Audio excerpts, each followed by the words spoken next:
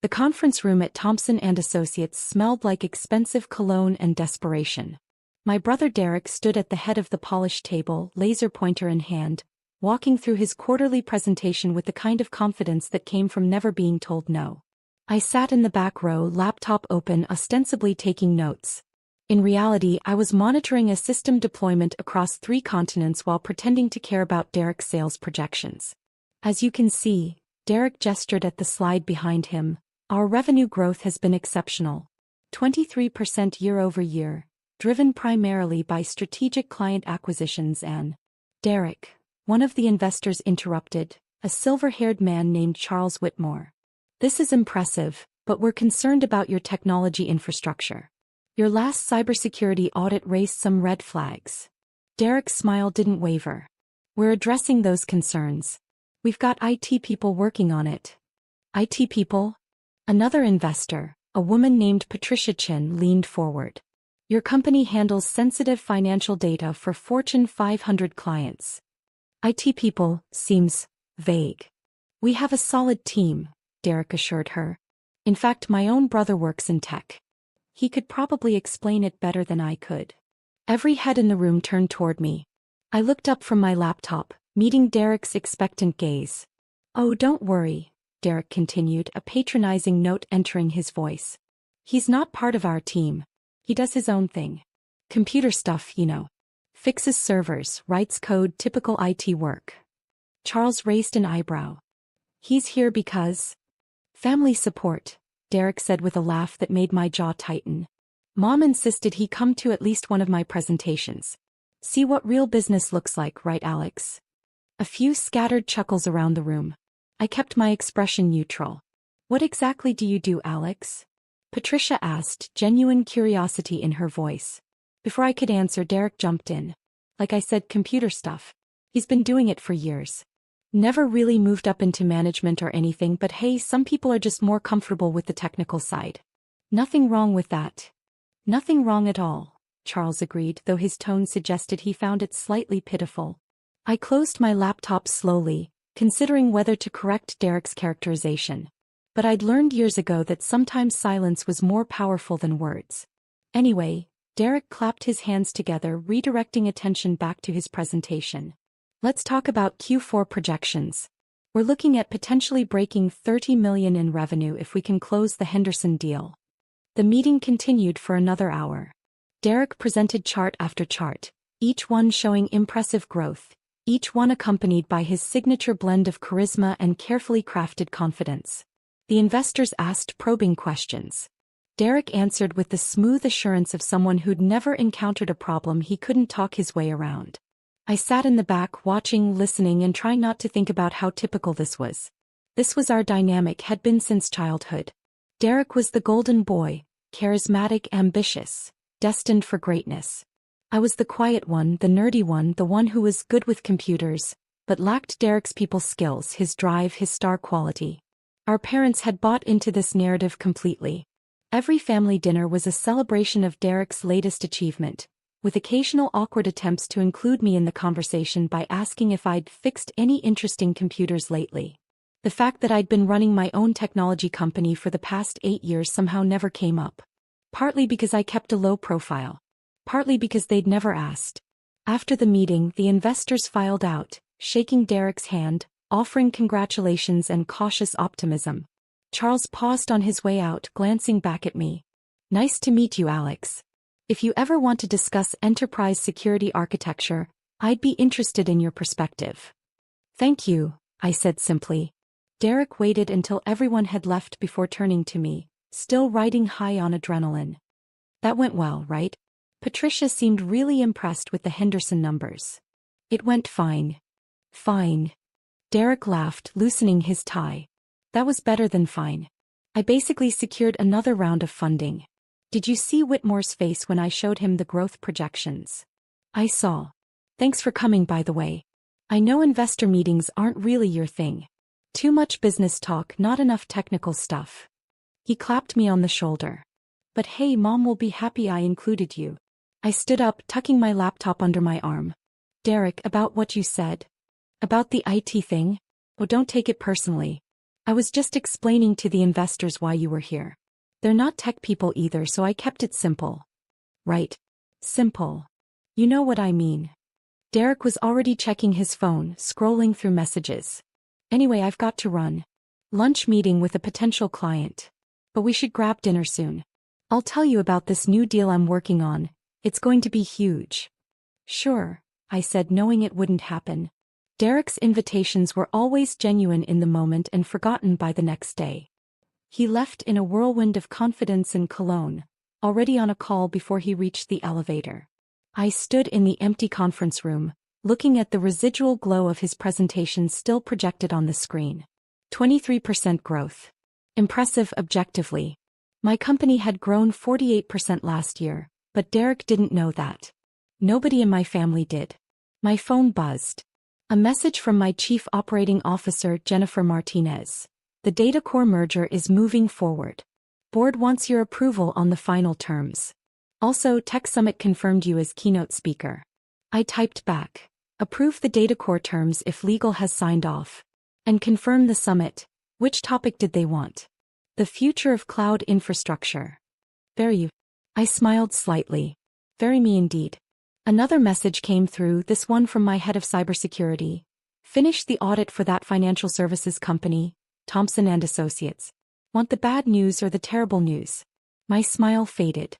Give me both. Bad news. Their security is 5 years out of date. Terrible news. They're one breach away from losing every client they have. I'm surprised they haven't been hit already. I stared at the message, a knot forming in my stomach. Thompson and Associates. Derek's company. The one he'd just spent an hour assuring investors was solid and secure. How bad? I typed. Remember the Equifax breach? This would make that look like a minor inconvenience. They're storing unencrypted client data, their firewall is basically decorative, and their password protocols are a joke. Whoever set this up should be fired. Whoever's supposed to maintain it should be arrested. I closed my eyes, feeling a headache forming. This was the problem with keeping a low profile. Derek had no idea that the company he'd hired to do a routine security audit was mine.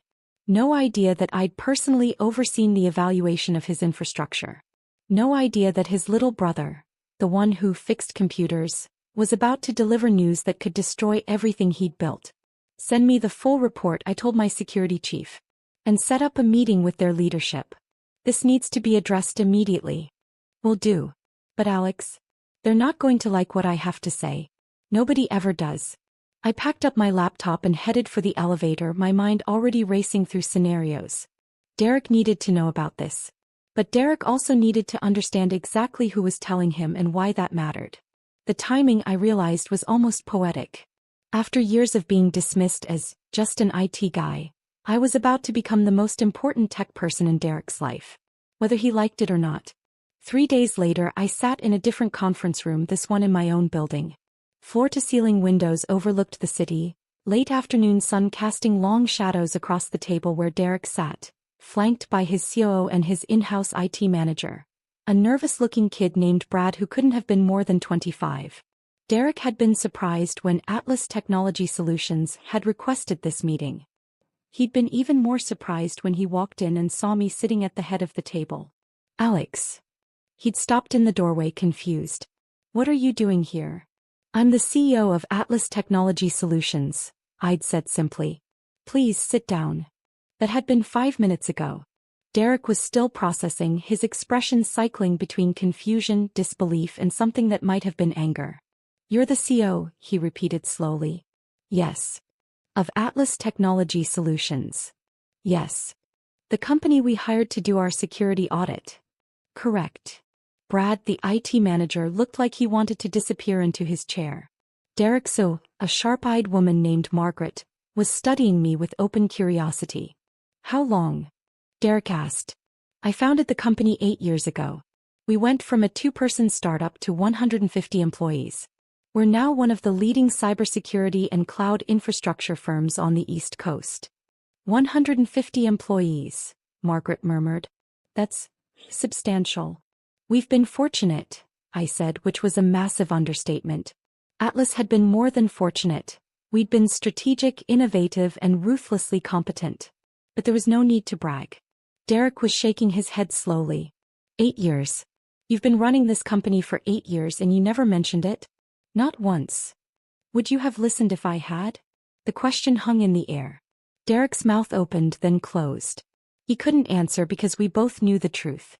If I'd told him, he would have smiled and nodded and immediately changed the subject back to his own ventures. My success would have been background noise to his story. Let's focus on why we're here, I said, opening the folder in front of me.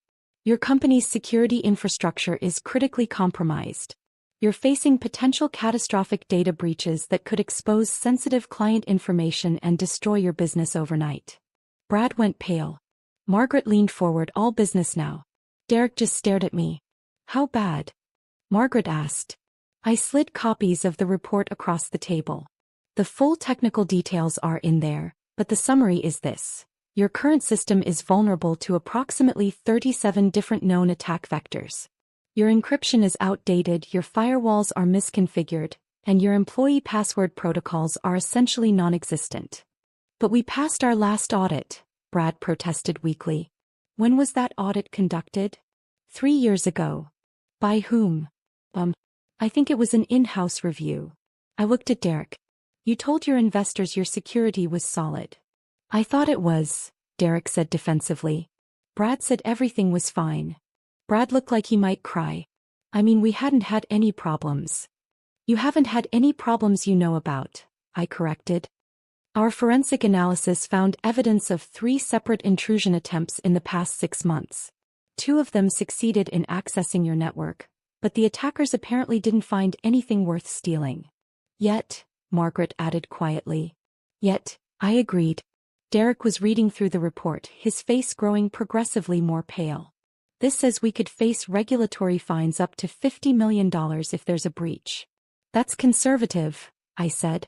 It doesn't account for legal fees, client lawsuits, or reputation damage. A breach of this magnitude could realistically end your company. The room fell silent. Brad was openly sweating now. Margaret was taking notes, her expression grim. Derek just sat there, the report open in front of him, reality crashing down around his carefully constructed world. Can you fix it? He asked finally, his voice smaller than I'd ever heard it. Yes. How long? Complete overhaul? 6 months minimum. We'd need to rebuild your entire infrastructure from the ground up. 6 months, Derek repeated. And the cost? I named a figure that made Brad gasp and Derek's face go white. That's... Derek struggled for words. That's almost our entire profit margin for the year.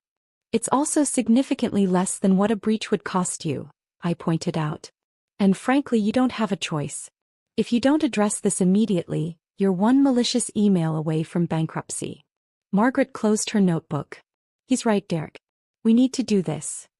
With my brother's company? Derek's voice carried a note of something, resentment maybe, or wounded pride. With the best cybersecurity firm we can afford, Margaret corrected. The fact that it's Alex's company is irrelevant. What matters is protecting our clients and our business. Derek looked at me, really looked at me, perhaps for the first time in years. I could see him trying to reconcile the IT guy brother with the CEO sitting across from him, the one who'd just calmly explained how his entire business was hanging by a thread. Why didn't you tell me, he asked. About your company. About any of this. Would it have changed anything? I don't know. Maybe. Derek, I said carefully, at your investor meeting, you introduced me as someone who fixes computers. You told a room full of people that I do typical IT work. You implied I'd never moved into management because I wasn't capable of it. He had the grace to look ashamed. I didn't mean. You did mean it. That's how you see me. That's how you've always seen me. That's not fair. Isn't it? Kept my voice level. Every family dinner, every holiday, every time we're together, the conversation is about your achievements. Your deals, your growth, your success. Nobody ever asks about my work because you've all decided it's not as important. Alex. I'm not angry, I interrupted, and I meant it. I'm just stating facts. You've spent years dismissing what I do, and now you're in a position where you desperately need what I do. It's ironic, that's all. Margaret was watching this exchange with open fascination. Brad just looked confused. Derek set down the report, his hands flat on the table. You're right. I've been dismissive. I didn't understand what you were doing, so I assumed it wasn't as complex or impressive as what I was doing. That was wrong. It was the closest thing to an apology I'd ever heard from Derek. It wasn't enough, not nearly enough, but it was something. So what happens now? He asked. Now you decide. Atlas can rebuild your security infrastructure, but it will require your full cooperation. We'll need access to all your systems, complete transparency about your operations, and authority to make necessary changes even if they're disruptive. Disruptive how? We'll need to temporarily shut down certain systems, implement new protocols, retrain your entire staff. It won't be comfortable, but it's necessary. And if we don't? Derek asked, though he clearly already knew the answer. Then eventually, maybe in a month, maybe in a year, someone with malicious intent will find the same vulnerabilities we found.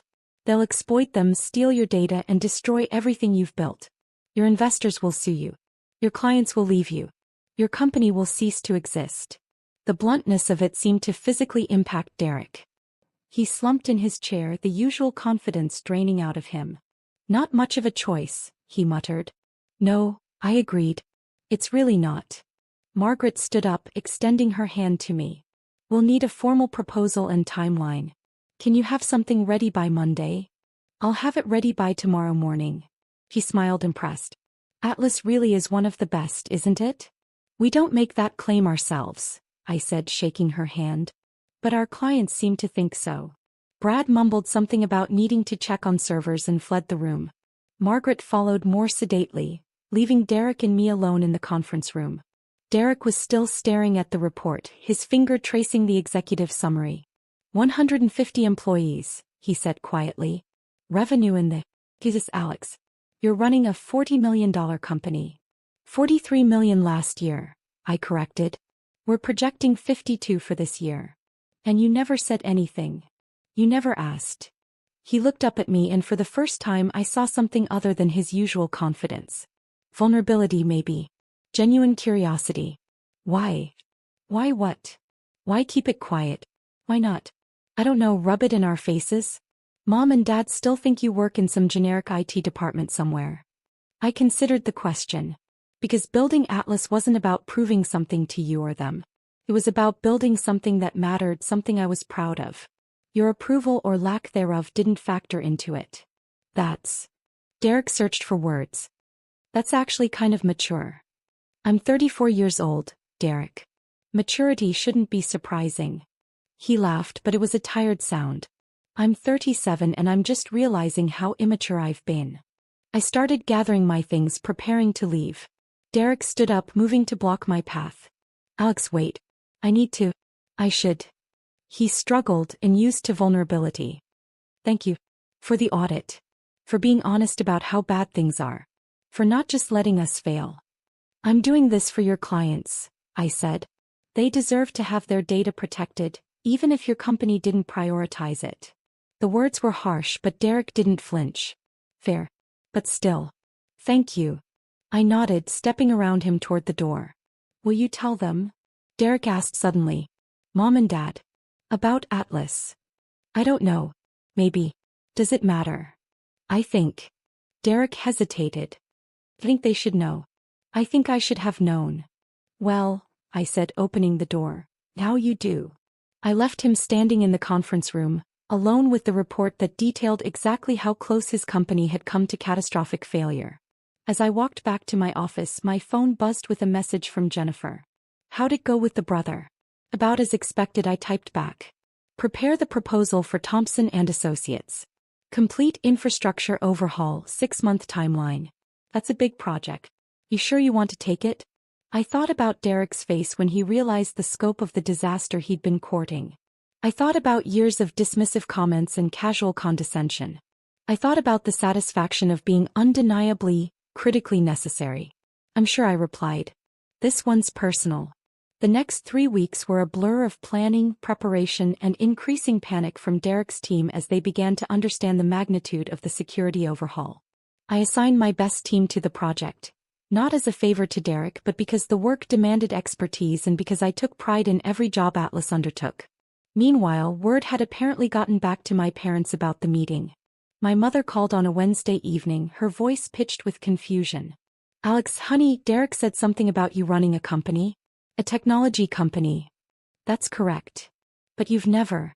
We thought you worked for someone else. In their IT department. No, Mom. I've been CEO of Atlas Technology Solutions for 8 years. Silence on the other end of the line. Then, 8 years. Yes. And you never told us? I tried to a few times. You always seemed more interested in Derek's sales numbers. More silence. I could hear my father's voice in the background asking what was going on. My mother explained, her voice faint with shock. Your father wants to know how big this company is. Tell him we're doing about $50 million in revenue this year with 150 employees across 3 offices. I heard her relay this information. A muffled exclamation from my father. Alex, my mother said slowly, why didn't you make us understand? Why didn't you insist we pay attention? Because I shouldn't have to insist, Mom. You're my parents. You should have been interested enough to ask. That's. She trailed off. That's fair actually. We've been terrible, haven't we? You've been focused on Derek. It's what you've always done. That's not an excuse. No, I agreed. It's not. My father took the phone. Son, we need to talk about this properly. Can you come to dinner this weekend? I'm pretty busy with Derek's project. Please, my father said, and the word was so uncharacteristic that it stopped me cold. My father didn't say please. My father made pronouncements and expected compliance. Okay, I said finally. Saturday. Thank you. And Alex? We're proud of you. We should have said that years ago. The words should have felt satisfying. Instead they just felt hollow. Too little, too late, motivated not by genuine understanding but by the revelation of my success. See you Saturday, I said and ended the call. Jennifer poked her head into my office. Everything okay? Family drama. The brothers' company. And parents who just discovered I'm not actually a low-level IT worker. She winced sympathetically. How'd they take it? With appropriate shock and belated pride.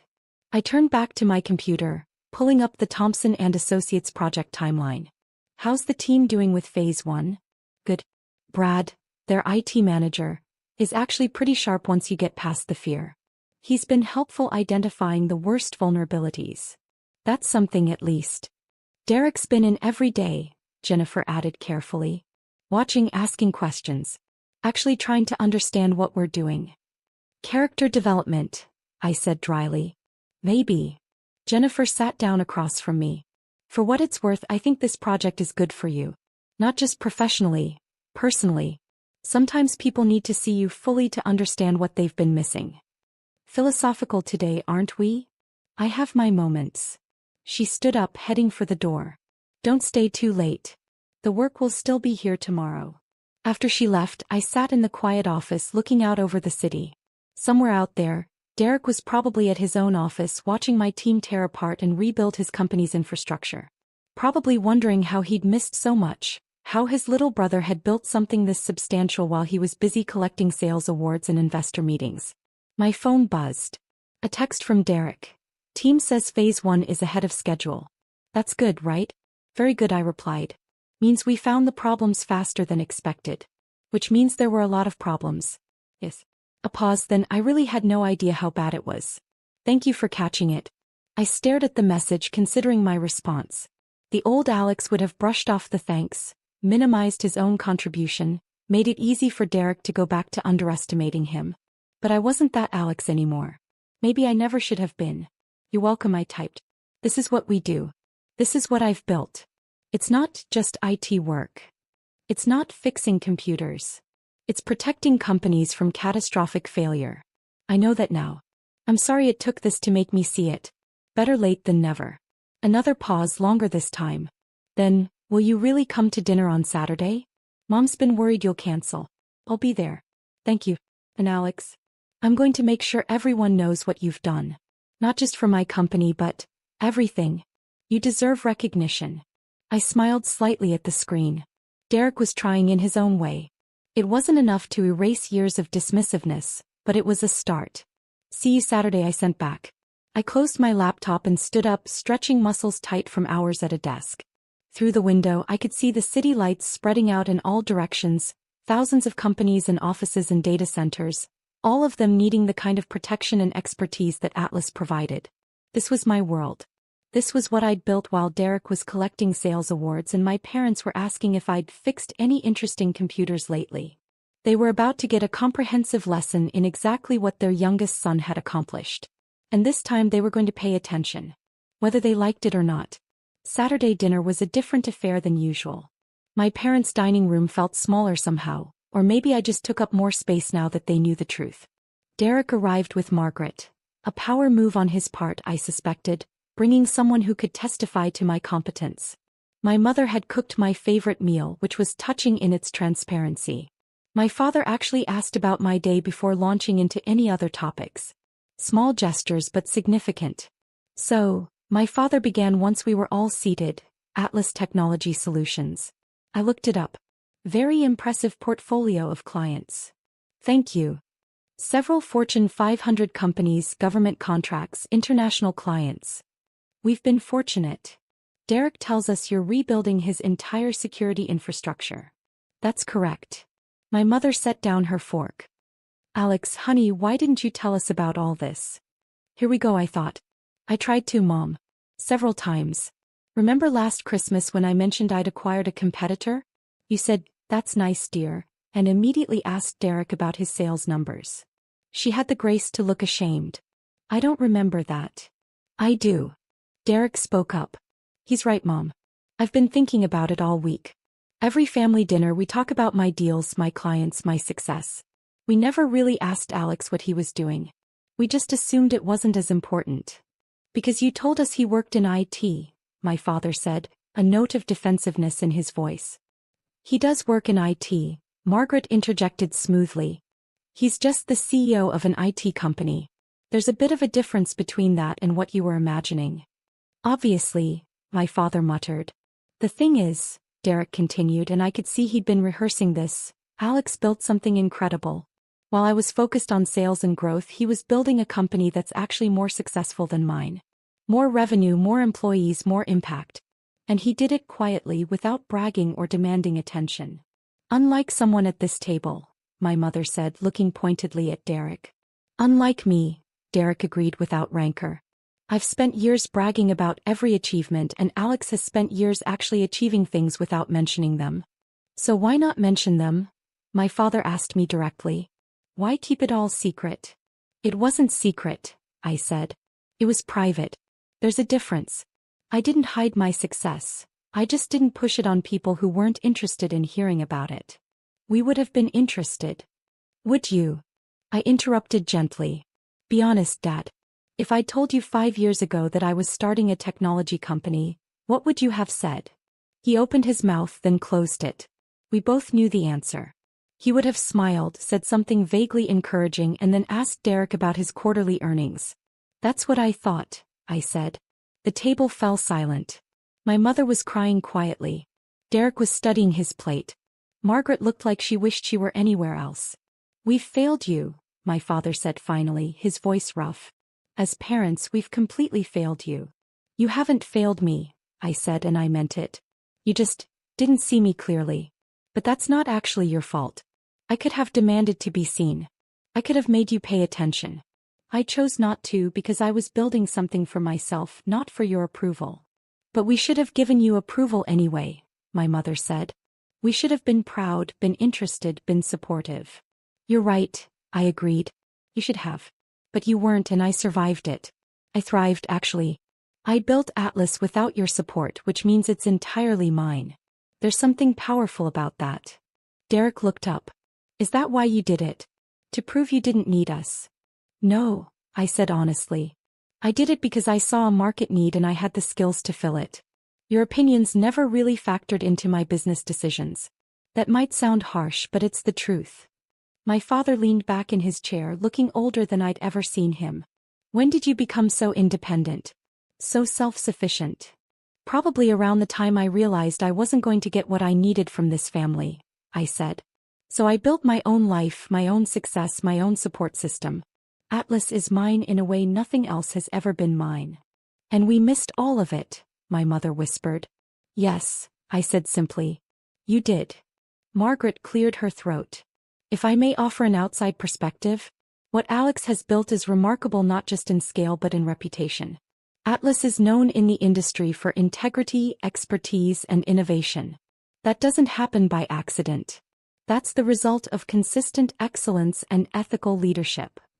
Thank you, I said, genuinely appreciating her support. I'm not blowing smoke, Margaret continued, looking at my parents. I've been in corporate management for 15 years. I know what good leadership looks like. Your son is exceptional at what he does. You should be enormously proud.